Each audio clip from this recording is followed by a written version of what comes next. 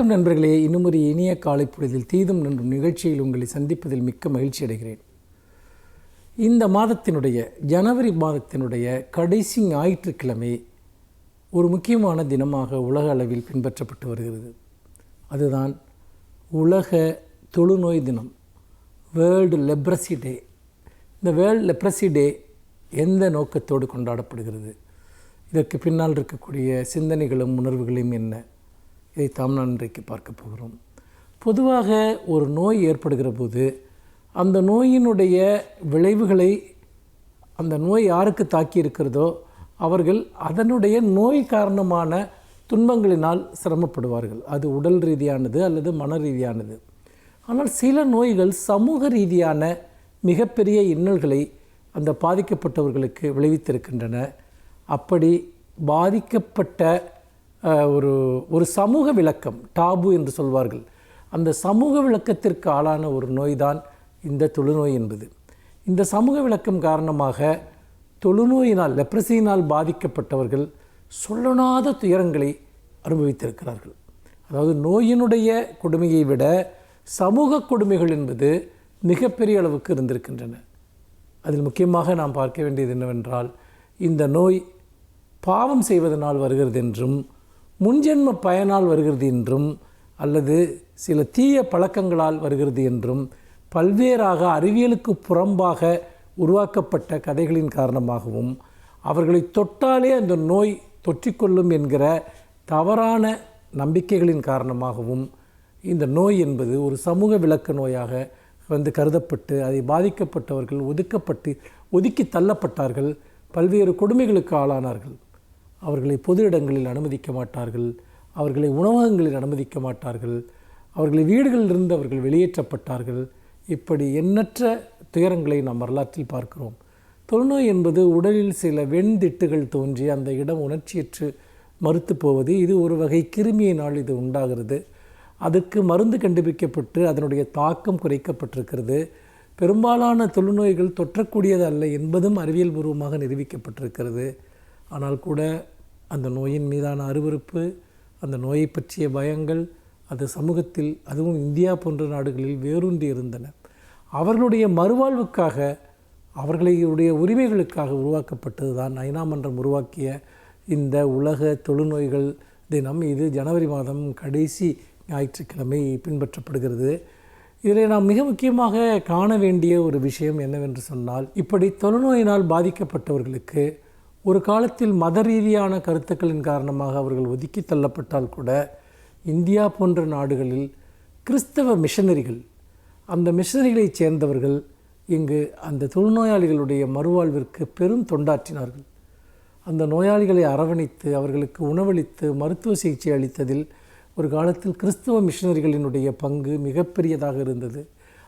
அவர்களுடைய அந்த தியாக உள்ளமும் அர்ப்பணிப்பும் பெரிதும் போற்றப்பட்டது. எல்லோராலும் கைவிடப்பட்ட அவர்கள் மிஷனரிகளால் அன்றைக்கு காப்பாற்றப்பட்டார்கள். அதற்கு பிறகு அரசு பொது மருத்துவமனைகள் வந்தன. தொடர்ச்சியாக பல்வேறு விதமான விழிப்புணர்ச்சி நடவடிக்கைகளின் மூலமாக அரசு கொண்டு வந்த பல்வேறு கொள்கைகளின் காரணமாக தொழுநோய் பற்றிய அந்த அருவருப்புணர்ச்சியும் விளக்கமும் குறைக்கப்பட்டது. ஆனால் இன்னும் கூட சமூகத்தில் அத்தகைய உணர்வுகள் வேரூன்றித்தான் இருக்கின்றன. அப்படிப்பட்ட நிலையில் தொழுநோய் யாருக்கு வேண்டுமானாலும் வரலாம். அவர்களை அரவணைப்பது சமூக கடமை. மூட நம்பிக்கைகளின் காரணமாக அவர்களை ஒதுக்கக்கூடாது என்பதை இந்த ஜனவரி கடைசி ஞாயிற்றுக்கிழமையினுடைய ஒரு செய்தியாக நாம் எடுத்துக்கொள்வோம். மீண்டும் இன்னும் ஒரு புதிய சிந்தனையோடு உங்களை சந்திக்கிறேன். நன்றி, வணக்கம்.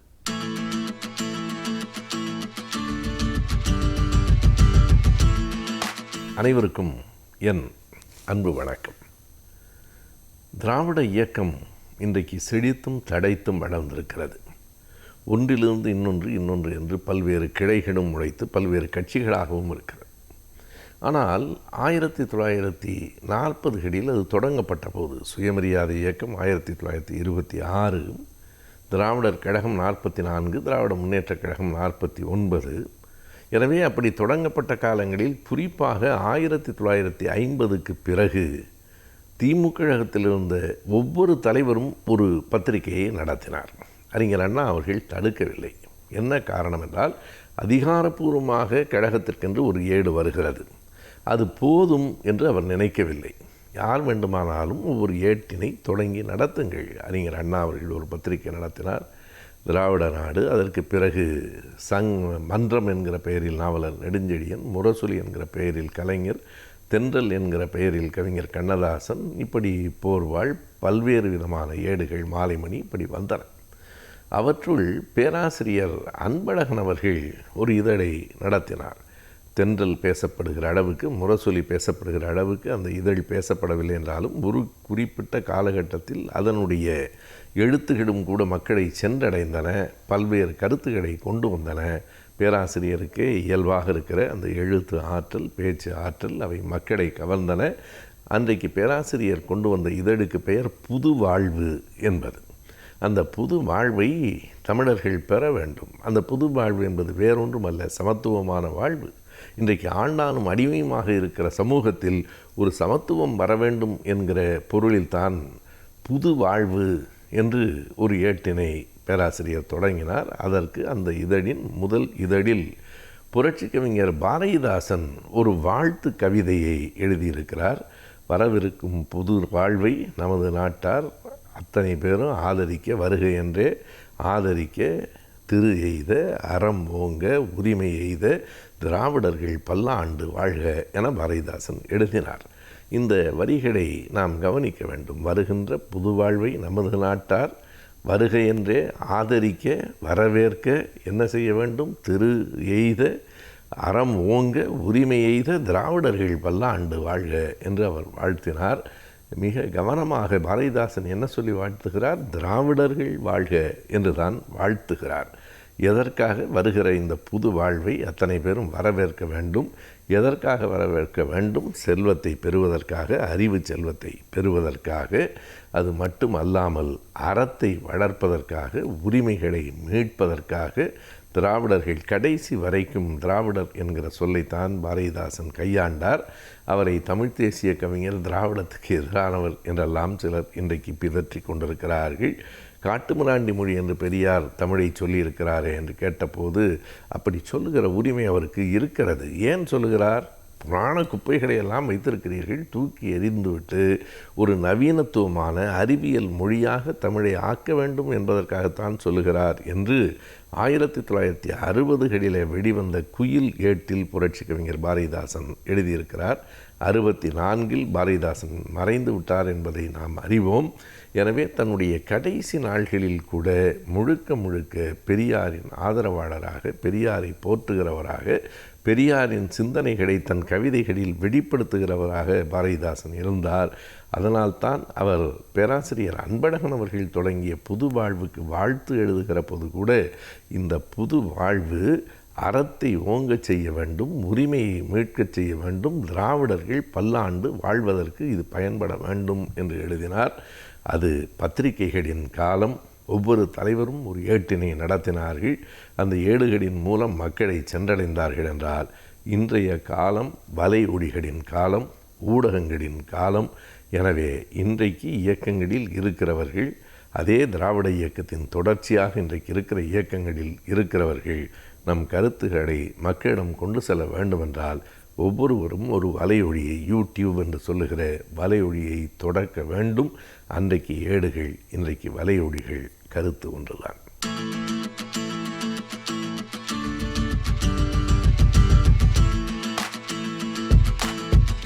வணக்கம் நண்பர்களே. இன்றைக்கு ஒரு வித்தியாசமான எழுத்தாளர் எழுதிய ஒரு நல்ல புத்தகத்தினுடைய தகவல்கள் பற்றி பார்க்க போகிறோம்.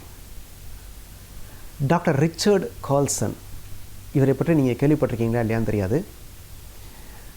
20ஆம் நூற்றாண்டின் இறுதியிலும் 21ஆம் நூற்றாண்டின் தொடக்கத்திலும், அதாவது சமீப காலம்னா ஒரு 20 ஆண்டுகள் இடைவெளியில் மிகப்பெரிய தன்முனைப்பு பேச்சாளராக அறியப்பட்டவர் டாக்டர் ரிச்சர்ட் கால்சன், அமெரிக்கர்.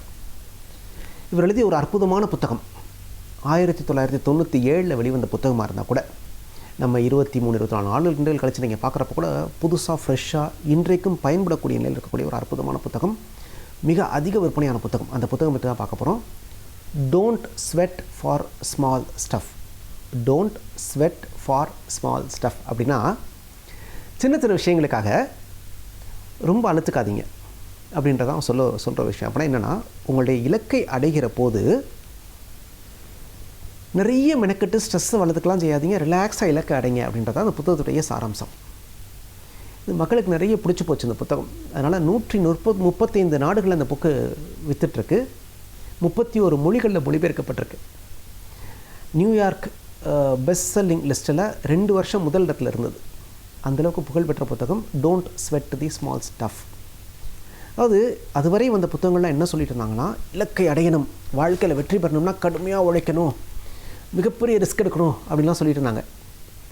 அந்த சித்தாந்தத்தை போட்டு உடைச்சிட்டு டாக்டர் ரிச்சர்ட் கால்சன் என்ன சொல்கிறாரு, ரிலாக்ஸ்டாக இலக்கை அடையலாம்ப்பா, இலக்கை அடைவது என்பது அவசியம்தான், மெனக்கட்டுக்க வேண்டியதில்லை, ரிலாக்ஸ்டாக பண்ணலாம், ஸ்ட்ரெஸ் இல்லாமல் இலக்கை அடையலாம், அதுக்கு நான் வழி காமிக்கிறேன் வாங்க அப்படின்னு சொல்லி எழுதின புத்தகம் தான் இந்த புத்தகம். இந்த புத்தகம் வந்து ரொம்ப ஒரு எளிமையான நடையில் எழுதப்பட்டிருக்கக்கூடிய புத்தகம், ஒரு அருமையான புத்தகம், படிப்பவருக்கும் எளிய முறையில் நம்மளும் அடையலாமே நம்ம இலக்கை அப்படின்னு யோசிக்க வைக்கிற புத்தகம்.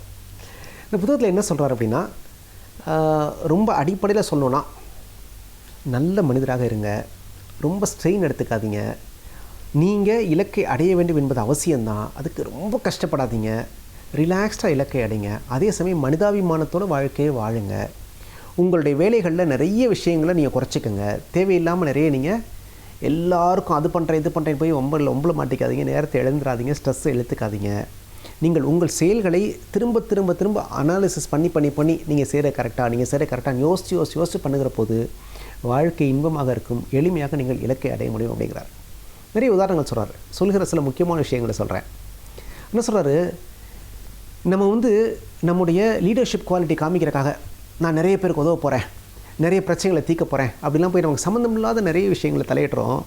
நமக்கு சம்மந்தமே இல்லாத அரசியலை பற்றி நிறைய நேரம் பேசுகிறோம், திரைப்படங்களை பற்றி நிறைய நேரம் பேசிகிட்டு இருக்கோம், நிறைய கட்ட பஞ்சாயத்து பண்ணுறோம், நிறைய பேர் நான் உதவ போகிறேன் பேர் வழின்னு போய் அவங்க பிரச்சனையில் மூக்க நுழைக்கிறோம், அவங்க அனுமதி இல்லாமல் அவங்க பிரச்சனையை தீர்க்கிறேன்னு சொல்லி அவங்களுக்கு உதவ போகிறோம். இதெல்லாம் தேவையில்லாத பிரச்சனைகளை உங்களுக்கு இழுத்து போடும், உங்களுடைய வாழ்க்கை நிம்மதியை குறைத்து விடும். அதுக்காக பிறருக்கு உதவவே கூடாது, பிறருடைய பிரச்சனையை நீங்கள் தீர்க்கவே கூடாதுன்னு சொல்ல வரல. யாராவது உங்களை தேடி வந்தாங்கன்னா அவங்களுக்கு மட்டும் சின்ன சின்ன உதவிகளை பண்ணுங்கள். ஏன்னா அவங்களுக்கு உதவ வேண்டும் என்பது உங்களுடைய வாழ்க்கை நோக்கமாக இருக்க முடியாது. உங்கள் வாழ்க்கையில் ஒரு இலக்கு இருக்குன்னா அந்த இலக்கை அடையிறது தான் உங்கள் நோக்கமாக இருக்க முடியும். ஆக அந்த இலக்கு என்ன, அது சார்ந்து நீங்கள் பயணிக்கலாம். பயணிக்கிறப்ப ரொம்ப வேகம்லாம் தேவையில்லை, நிதானமாக ரிலாக்ஸ்டாக அந்த இலக்கை சென்றடைகிற பயணமும் இனிமையாக இருக்க வேண்டும். இலக்கை அடைஞ்ச பிறகு தான் சந்தோஷமாக இருப்பேன் நீங்கள் இருக்க வேண்டிய அவசியம் இல்லை. இலக்கை நோக்கி பயணிக்கிற பயணமும் மகிழ்ச்சியானதாக இருக்க வேண்டும், ரிலாக்ஸ்டாக பண்ணுங்கள் அப்படிங்கிறார். யாராவது வந்தாங்கன்னா சின்ன சின்ன உதவிகள் பண்ணுங்கள், அன்பாக காது கொடுத்து கேளுங்க, 4 பேர் பேசுனாங்கன்னா காது கொடுத்து கேளுங்க, அவங்களுக்கு முடிஞ்சால் சின்ன சின்ன உதவிகள் பண்ணுங்கள், அவங்க கேட்டாங்கன்னா பண்ணுங்கள், மனிதாபிமானத்தோடு இருங்க, ஒரு கைண்டாக இருங்க, அதாவது ரூல்ஸ் பேசாமல் ஒரு அன்போடு இருங்க, உங்களை சுற்றி இருக்க மனிதர்களை நேசிக்க கற்றுக்கொள்ளுங்கள். அதெல்லாம் வந்து உங்களுக்கு வந்து ஸ்ட்ரெஸ்ஸை குறைக்கும், ஒரு நல்ல மனிதராக இந்த உலகத்திற்கு உங்களை எடுத்துக்காட்டும். அதெல்லாம் உங்களை இலக்கு நோக்கி அழைத்து செல்வதற்கான நிறைய பலங்களை கொடுக்கும், பலன்களையும் பலத்தையும் கொடுக்கும்ன்றார். அந்தளவுக்கு ஒரு அற்புதமான விஷயமாக வாழ்க்கையை அனுபவித்து அந்தந்த நிமிஷங்களில் ரசித்து வாழுங்கள். அப்படி வாழ்ந்தீர்களே ஆனால் வாழ்க்கை இன்பமயமாக இருக்கும் அப்படின்றார். அவர் என்ன சொல்கிறாரு, காரில் போகிறது மாதிரி தான் வாழ்க்கை. இலக்கு வெளியில் இருக்குது, நீங்கள் காருக்குள்ளே இருக்கீங்க, காருக்கு உள்ளே இருந்துட்டு வெளி உலகத்தை பார்க்குறீங்க, வெளி உலகத்தில் இருக்கக்கூடிய விஷயத்தை அடையிறீங்க. அது மாதிரி தான் வாழ்க்கையே இருக்கணும். ஆனால் நம்ம என்ன பண்ணுறோம், தலைகீழாக பண்ணிகிட்ருக்கோன்றார். உதாரணத்துக்கு நம்ம படிக்கிறப்பயே நமக்கு என்ன தேவை, நமக்கு என்ன தெரியும், இல்லை நமக்கு என்ன பிடிக்கும் பார்த்து படிக்கிறது இல்லை. எந்த படிப்புக்கு நீங்கள் டிமாண்ட் அதிகம் அதை படிக்கலாமே அப்படின்னு சொல்லி அந்த வெளி உலகத்துக்கு ஏற்ற மாதிரி உங்களை மாற்றிக்க பார்க்குறீங்க. இங்கே தான் பிரச்சனை வருது. உங்களுக்கு என்ன பிடிக்குமோ அதை படிங்க.